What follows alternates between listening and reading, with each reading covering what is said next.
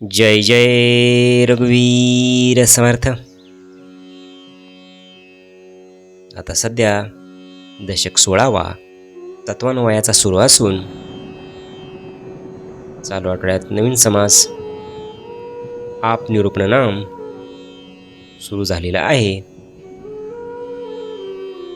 या समासात समर्थांनी आप म्हणजेच पाणी या तत्वाचे अत्यंत सूक्ष्म आणि व्यापक वर्णन केले आहे. पाण्याचे महत्त्व, त्याचे विविध प्रकार आणि सृष्टीतील त्याचे स्थान समजावून सांगताना शेवटी ते आपल्याला परब्रह्माकडे जातात. या समासाचा द्वैत आणि अद्वैत असा भावार्थ आपण जाणून घेऊयात. पाण्याचे महत्त्व आणि व्यापकता.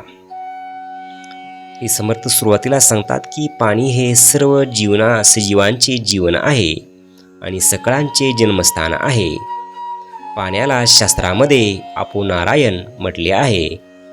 या पृथ्वीचा आधार हे पाणीच आहे. 7 समुद्र, ढगामधील पाणी, पृथ्वीवर वाहणाऱ्या नद्या, पर्वतावरून कोसळणारे धबधबे आणि महासागर या सर्व रूपात पाणीच सामावलेले आहे.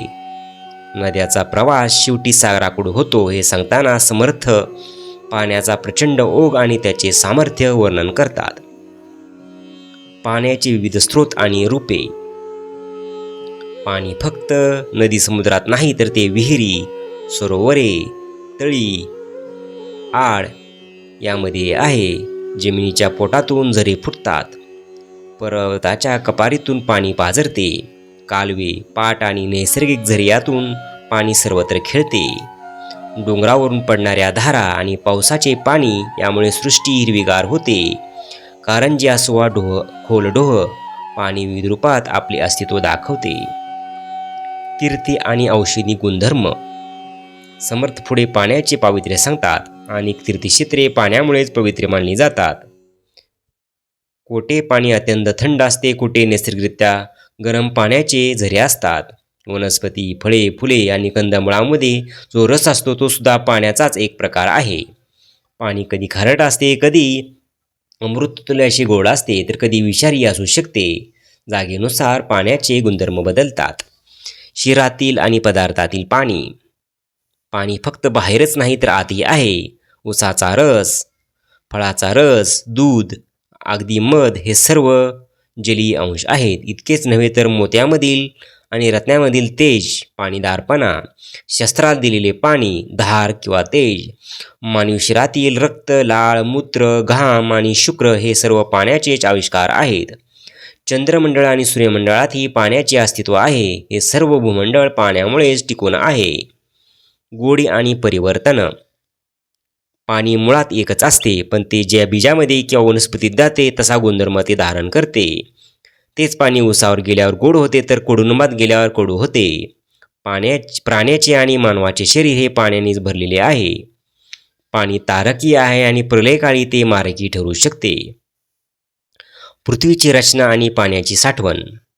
पृथ्वीच्या पोटात, गर्भात प्रचंड पाणी साठलेले आहे. तर काही ठिकाणी ते डोहाच्या रूपाने आहे, तर काही ठिकाणी गुप्त राहाणे वाहते. स्वर्ग, मृत्यू, पाताळ या तिन्ही लोकात पाणी आहे. तत्वान्वय आणि परब्रह्म.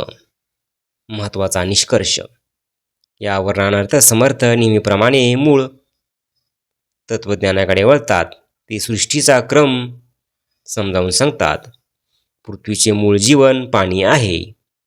जीवनाचे मूळ दहन तेज अग्नी आहे. दहनाचे मूळ पवन आहे आणि पवनापेक्षा थोर परमेश्वर आहे आणि त्यावर तो जो सर्वश्रेष्ठ आहे ते म्हणजे परब्रह्म. श्री समर्थ रामदास स्वामी या समासात पाणी या तत्वाचे भौतिक आणि आध्यात्मिक विश्लेषण करतात. ते सांगतात की पाणी हेच सर्व जीवाचे जीवन आहे. ते चराचरात भरलेले आहे. रसाळ फळापासून ते मानवी रक्तापर्यंत सर्वत्र पाणीच आहे. मात्र हा विस्तार सांगण्याचा मूळ उद्देश हा की साधकाने या स्थूल तत्वाचा पृथ्वी, आप, तेज, वायू विचार करत करत त्यांच्या मुळाशी जावे. पाण्याचे मूळ अग्नी, अग्नीचे मूळ वायू आणि वायूचे मूळ परब्रह्म आहे.